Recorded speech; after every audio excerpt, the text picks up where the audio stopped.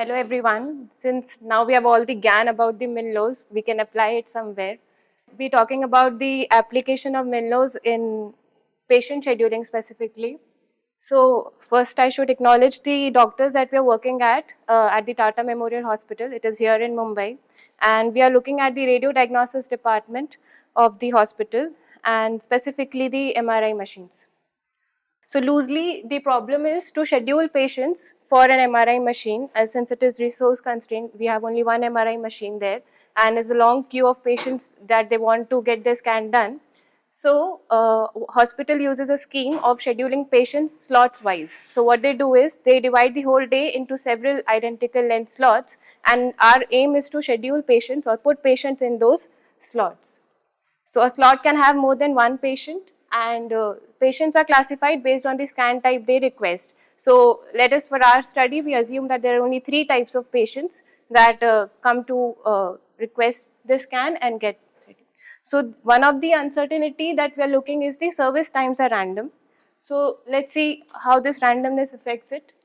So in the picture, the X denotes the time the patient takes or the time the patient takes to get the scan done. So there are two slots. So slot 1 and slot 2, the X1, X2 and X3 are the service times that each of the patient takes. So there are three patients in the slot 1. So if you see, if the serving time of the patients exceeds the slot length, so capital L, here is the slot length. If you finish the service of the patients below the slot length or within the slot, then you incur some idleness of the machine because the next patients arrive in the beginning of the other slot. And of course, here it shows that there is some overtime also because you exceed that. In the next case, if you exceed the slot length, that means you take more time to serve those patients because it is anyway random.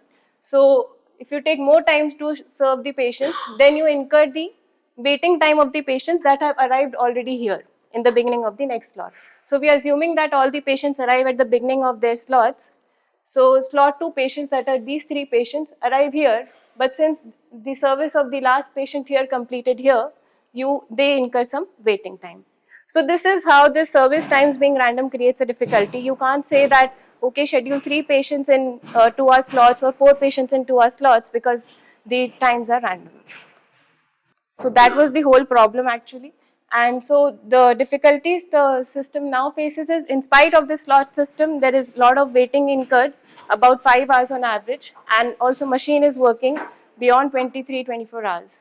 So our objective is to minimize this waiting time and restrict the machine idleness. So the system we are considering is already overwhelmed in the sense that there's a long queue of patients that want their scan done to be done at TMH. So some amount of waiting is acceptable in the system, but we want to minimize that waiting.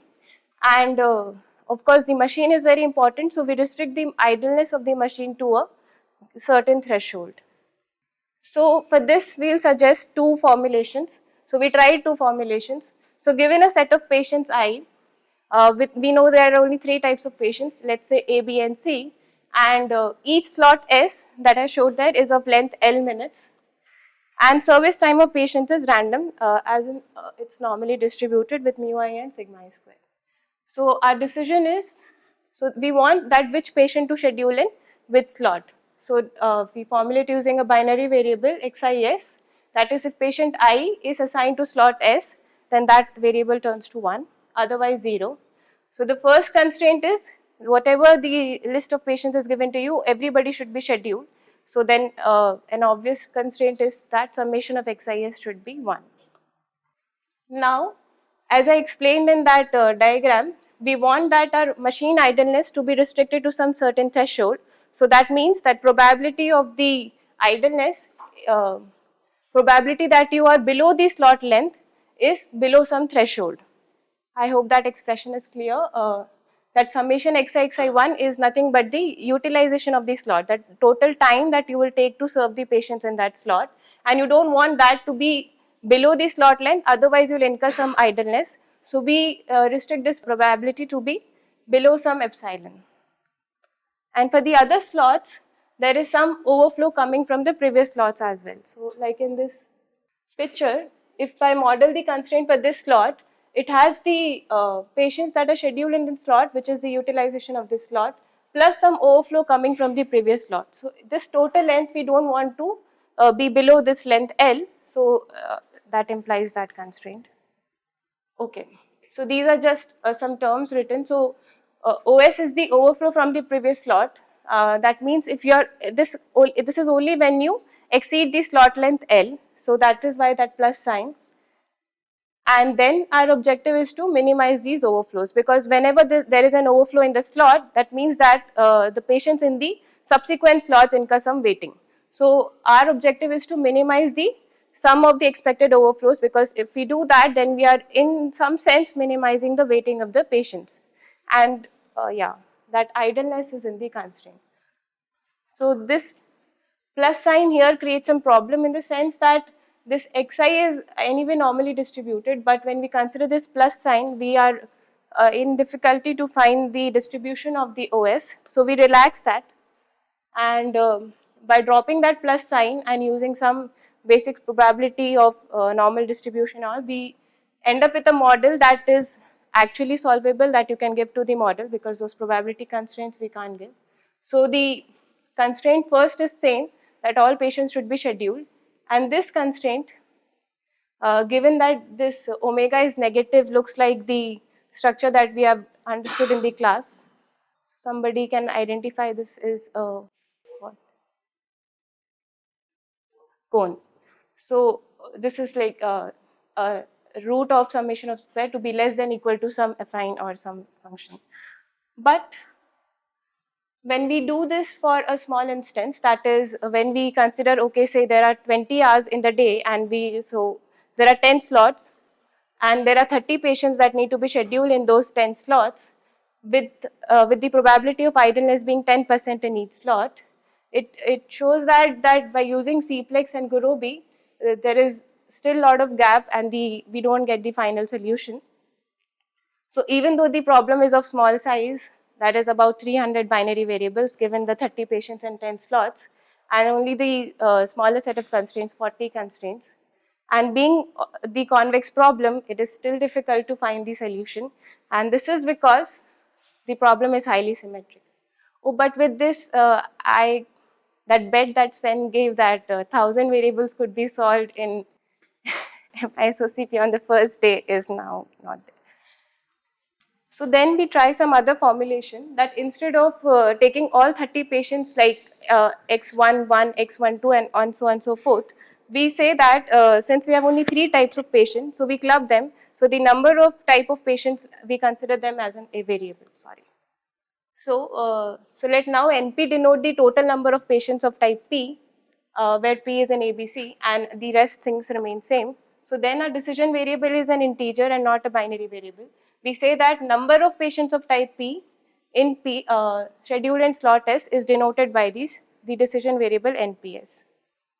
So now the constraint 1 remains the same, the meaning of it remains the same, that is every patient should be scheduled. So that is the first constraint, and so the other constraints, in the sense they remains the same, we have just changed the variables from binary to integer. That probability that your utilization is less than the slot length should be below some certain threshold. Everything else remains same, and we get a model like this by approximating that OS.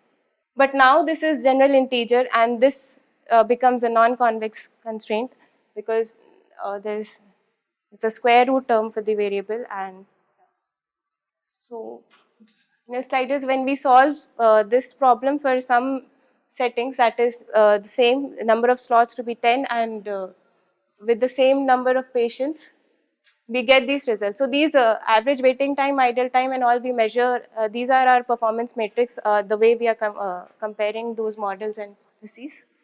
So yeah, so we see that now the system has like 5 hours of waiting, but after this there is like 3 hours of reduction in the waiting time, which is good.